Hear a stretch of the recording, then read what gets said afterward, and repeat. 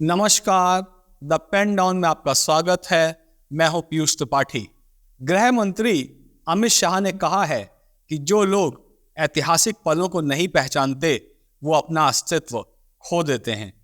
गृह मंत्री अमित शाह शनिवार को लोकसभा में बजट सत्र के अंतिम दिन राम मंदिर पर हुई चर्चा का जवाब दे रहे थे। और क्या कुछ कहा अमित शाह ने, देखते हैं इस रिपोर्ट में। लोकसभा में राम मंदिर पर बोलते हुए गृह मंत्री अमित शाह ने कहा कि 22 जनवरी का दिन 10,000 वर्षों के लिए इतिहास में दर्ज हो गया। गृह मंत्री ने कहा कि 1528 से जो न्याय की लड़ाई चल रही थी, 22 जनवरी उसके अंत का दिन है। माननीय अध्यक्ष जी, मैं सबसे पहले तो आपका धन्यवाद देना चाहता हूं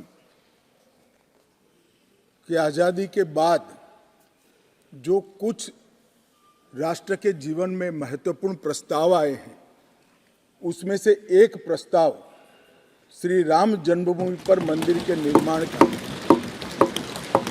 उसमें मुझे मेरे विचार रखने के लिए आपने मौका दिया, इसलिए हृदय से मैं आपका धन्यवाद करना चाहता हूं। मान्यवर, मैं देश की 140 करोड़ की जनता की ओर से भी आसन का, स्पीकर साहब का धन्यवाद करना चाहता हूं, क्योंकि ये जो सदन है वो नियम से तो चलता ही है। हर चर्चा नियमों से बंधी हुई होती है, संविधान से बंधी हुई होती है, परंतु एक मायनों में ये सदन जन चेतना का, जनता की आकांक्षाओं का और जनता की इच्छाओं की प्रवक्ता बनने का भी सदन का दायित्व है। और आज ये हो रहा है।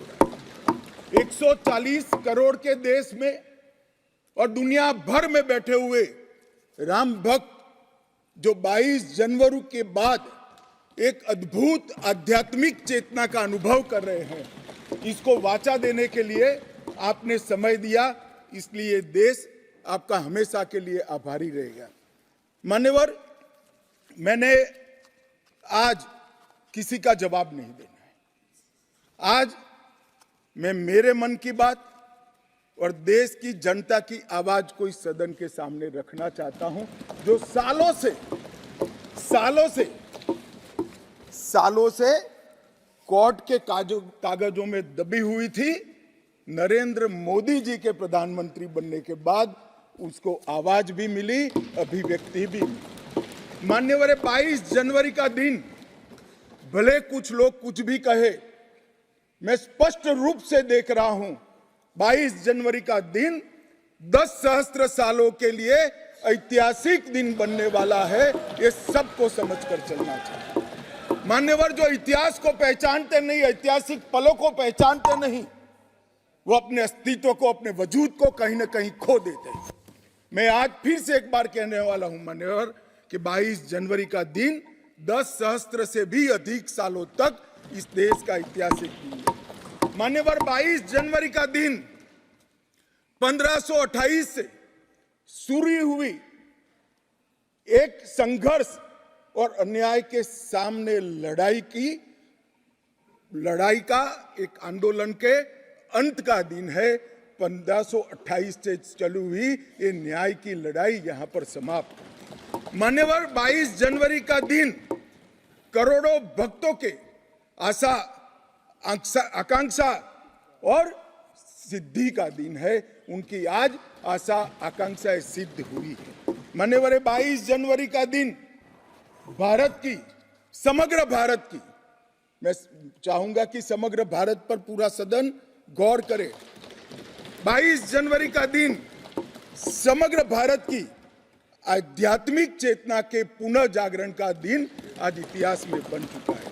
मान्यवर, 22 जनवरी का दिन महान भारत की यात्रा की शुरुआत का दिन है। 22 जनवरी के दिन मां भारती को विश्व गुरु के मार्ग पर ले जाने को प्रशस्त करने वाला दिन मान्यवर बनने वाला है। मान्यवर, ये देश की कल्पना राम और रामचरित्र के बगैर कर ही नहीं सकती। जो इस देश को पहचानना चाहते हैं, जानना चाहते हैं, जीना चाहते हैं, राम और रामचरित मानस के बगैर वो जी ही नहीं सकते। राम का चरित्र और राम ये देश के जनमानस का प्राण है, ये सबको समझना चाहिए, सबको स्वीकारना चाहिए। और इसीलिए मान्यवर, हमारे संविधान की पहली प्रत से लेकर महात्मा गांधी के आदर्श राज्य की कल्पना को राम राज का नाम दिया गया, संविधान में भी राम दरबार को स्थान दिया गया। अमित शाह ने कहा कि यह अवसर एक बड़े संघर्ष के बाद आया है। इस अवसर पर अमित शाह ने यह भी कहा कि राम मंदिर प्राण प्रतिष्ठा से पहले मोदी जी द्वारा की गई साधना भी महत्वपूर्ण है। मोदी जी ने न सिर्फ 11 दिन का कठिन व्रत रखा, बल्कि भगवान राम से जुड़े कई स्थानों पर भी गए। इससे कई लोगों को प्रेरणा भी मिलेगी। मान्यवर, हम सब ने आचार्य गोविंद देव गिरि जी ने जो वक्तव्य दिया वो सुना है। मोदी जी को जब मौका मिला तब उन्होंने रामानंदी समाज के, संप्रदाय के और वैष्णव संतों से पूछा कि भाई प्राण प्रतिष्ठा करनी है, किसी संसारी ने करनी है, तो इसके यम नियम, इसके लिए किस प्रकार की उपासना करनी चाहिए। और जो संतों की ओर से सुझाएगा उससे भी अनेक गुना कठोर 11 दिन का व्रत इस देश के प्रधानमंत्री।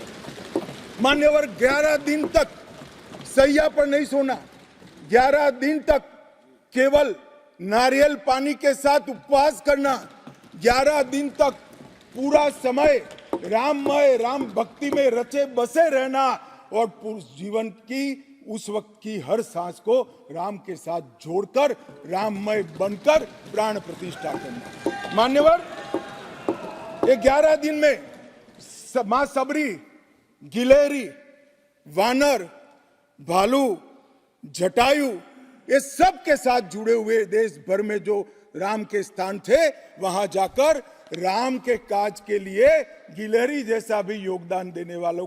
प्रधानमंत्री मोदी के बारे में अमित शाह ने कहा कि पीएम मोदी जो कहते हैं वो करते हैं। राम मंदिर पर भी अमित शाह ने कहा कि राम भारत के प्राण हैं, ये भारत के जन जन में बसते हैं। आप हमारे चैनल द पेन डाउन को लाइक और सब्सक्राइब जरूर करें और अपना सपोर्ट ऐसे ही हमें देते रहें। धन्यवाद।